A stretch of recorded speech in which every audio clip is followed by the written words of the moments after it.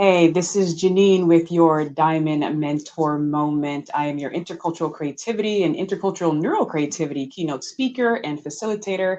And I love sharing just wonderful ideas just to help you think creatively and help you connect interculturally as well. Today, I do have with me a guest. Normally, I do this by myself, but I have with me the brilliant Miss Van Lai-DuMone. And could you say your last name, please? Lai-DuMone. Lai-DuMone. Okay, Yes. need to practice that. But I have known you for almost over a year now, and you are one Oh, of I the would almost top say you. 2 years. Okay, yes, Yeah. 2020, right? Yes. Yes. And you really were one of the first ones to believe in the work that I was doing with the intercultural connections, and I've never forgotten that. You're really and we've done some big trainings together, and I love it. And I just wanted to share with our audience some of the things that you do that you kind of taught me to do in the corporate level. I kind of did it with the kids, like in the classroom, but you Right. kind of showed me what this looks like at the corporate level. And then I'm going to come back and talk about why this is significant, especially for this future of work, this new type of learning and development. And yeah, explain to the audience some of the great work that you do. Sure. So my work, and it kind of just came about not through scientific research, which is where our partnership really comes in handy, because you come in and bring in the neuroscience and the research on why my work actually is effective and impactful. But my work is in bringing creativity into the workplace. I call it creative integration, which basically means I do my work, my facilitations in leadership development and team development, all through the lens of creativity, play, and experiential learning. So it may be any topic in leadership, like building trust as a leader, but I bring in tools that makes it very hands-on, makes it very visual, and makes it interactive, so that people are interacting, with their own thoughts and physically with their own hands, and then with each other through discussion. I think the parts that we have really talked about is what I end workshops with, which is called a creative artifact. And a creative artifact is this idea of hands-on making something that you can take with you as a reminder of the work we did that day. And that is something, I guess we're just going to tell everyone now. That's something I used to call a creative art project. I used to try to sell this to companies and be like, and then we're going to do a creative art project at the end. And no one bought it, right? But once I started calling it a creative artifact, people really took to that language because they could understand the meaning of an artifact. Because everyone has an experience of what that means to them, like almost like this emotional connection to something that draws you back to that moment and what you learned. So you would like me to share some of them with you right now? Well, before you do, Yeah. let me jump in and then you'll take it away. So two things. You talked about building trust with leaders. And so I'm doing a course that will hopefully be on LinkedIn that is called about how to build trust within teams, especially diverse teams. And that component, oxytocin, is needed in the brain. So how do we build in oxytocin in the leaders and in the team members? So seeing how your exercises help build oxytocin is key. And the second thing is the word art project versus artifact. Language Mm-hmm. is powerful. Language is powerful, especially when you're talking about diversity, equity, inclusion. Some of the work that I look into as far as asset framing, the work from Travian Shorter's Out of Be Me community talks about, like if I talk about my students, I have these, low income, delinquent, at risk students Mm. who need your help. All you hear is low risk, at risk, Yeah. delinquent before you even hear the student. And so asset framing is putting the student and their aspirations first. We're not ignoring the liabilities and the hardships, but we want to present people first. So language is very powerful, and your shift from art project, even though I love art Mm-hmm. projects, but Right. just artifact. Like, what does the word artifact mean to you, especially when you're thinking about historical artifacts of people who left things who lived thousands of years ago? Yeah, I mean, it's a connection, right? It's a connection to something bigger than yourself, something from the past, something that has a lot more meaning than maybe a creative art project would imply. Yeah, and that communication, right? And that's what you said. Like, it's communicating to me what the essence of this exercise was.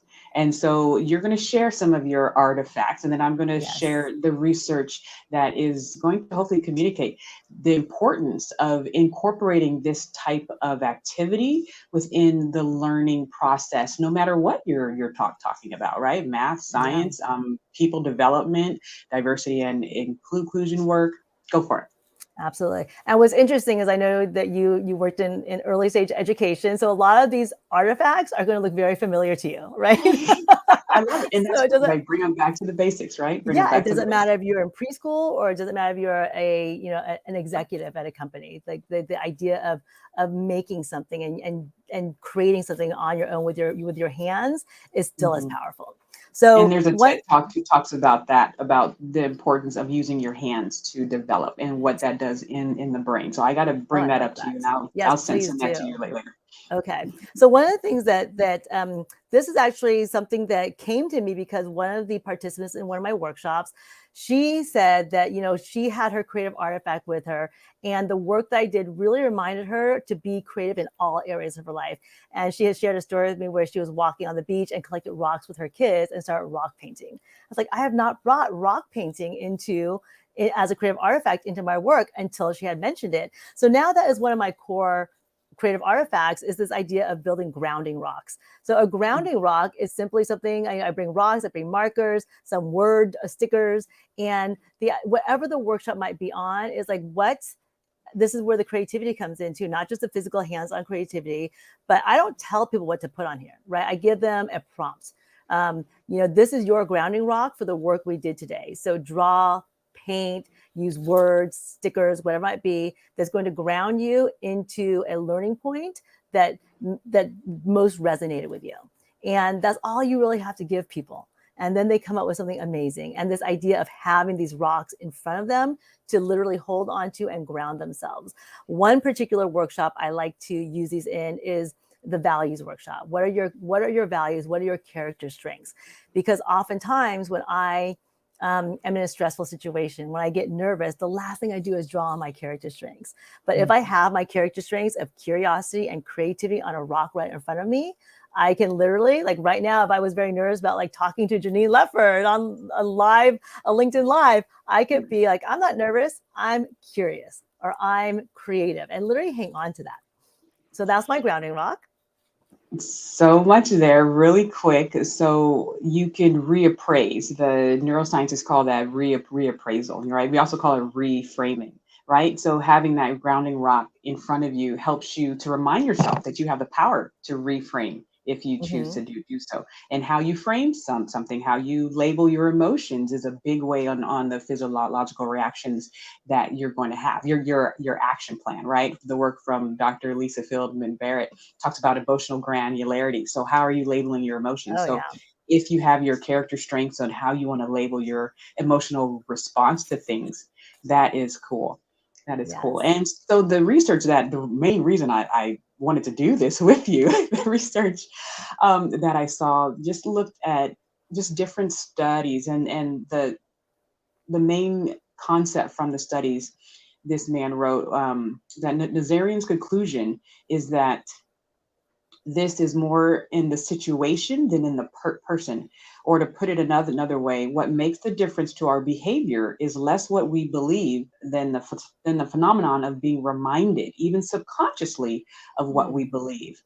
I just fell into the work of Dr. David Eagleman, who is genius. If you have PBS, please watch his series called The Brain on Okay. PBS. It's amazing. And he said that our subconscious mind is running the show.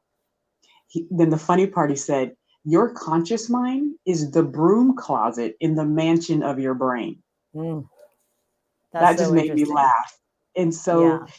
having your grounding rocks and your blocks and the other artifacts that you're having your clients create is helping their subconscious remind them of the behavior they actually want to exhibit. Yeah, absolutely. Especially, I'll tell you the other one we talked about is the block, right? This grounding or this block. I call it a die or a dice sometimes because it depends on the topic where we've talked about for the workshop. But This one was just, what are your qualities? What are the qualities that you can bring into the workplace that are going to empower you, empower the people around you? So, and then you could roll it like a dice, right? A die every morning. Like, okay, today I'm going to focus on the idea that I can create possibility, or I'm going to be an advocate for the people around me, or today I'm going to work on creating hope for people, or empowering people, whatever it might be. But these are things that I may not wake up and think about for my team. I may be thinking about, like, when's that Excel spreadsheet going to be ready? When's the template going to be ready? I'm not going to be thinking about empowering people unless it's right here and I decide to. And it's a fun activity, right? You're activating play as well. And I'm so curious what you have to say to that. But before I let you go off on the science on this one I really love too is this, the collage, just a little collage. Again, I will bring all the supplies for this. And this one I think really comes from people's subconscious. Right. Mhm. I often will do this and be like, and sometimes I ask them no words at all, right? Only use magazine images, markers, paint, and create a reflection of blank. And this one was a reflection of who you are. What do you bring to the table? What do you bring to your team? And it really is something that is from your subconscious, right? You're just picking images and images and maybe even words that reflect who you are. And then you can have this in front of you to remind you. And like you said, tap into that subconscious, because we don't give ourselves, when do we give ourselves time to be like, let me sit and tap into my subconscious Yeah. right now? That doesn't necessarily happen, especially in the work environment. Yeah, and well, that's called the default mode network, right? Or Dr. Platt calls it the innovation network. But that's so important. So the last point that I will make, because I know we both have to Oh, jump yes. at the top of the hour, is that imagery is very, very, very important. Your default network is what helps your creativity. It helps your theory of mind and your self-awareness. Your theory of mind is your ability to understand your own emotions and the emotions of other people and intentions. And they found out, the work of Dr. Gabrielle Starr out of Pomona College. They looked at how your networks for imagery are laid over the networks for your default mind, your default mode networks. And so, like, that's why I love working with you, because you're doing all these things that are in alignment with the neuroscience is showing us on how to have people connect this outer world to their inner world. So crucial. And that's Yeah. why we're trying to advocate more of this work to be mainstream in corporate and organizational America, and not just in the kindergarten classrooms, because it's key. Right. So thank you so much. If people wanted to reach out to you and find more out about your work, where can they find you? You can find me at my website, worksmartadvantage.com, and on LinkedIn under my name, Van Lai-DuMone, or at WorkSmart Advantage on LinkedIn as well. And I always say this when I get on calls with you, Janine, like, I'm just like, I have a little house on LinkedIn. I'm there all the time. You can always find me. And I will respond to you. I really love meeting new people there. She does have real estate in that area. So, and your name of your title is actually spot on. Work smart, right? Work wise, work Yeah. intelligent, work in a way that's going to matter and actually have behavior change. So thanks so much for dropping in on my Diamond Mentor moment. You are a Oh, diamond, and I hope to continue working with you, and we will see you next time. well, you couldn't get rid of me. You tried, Janine. So there's that. Bye. All right. Bye.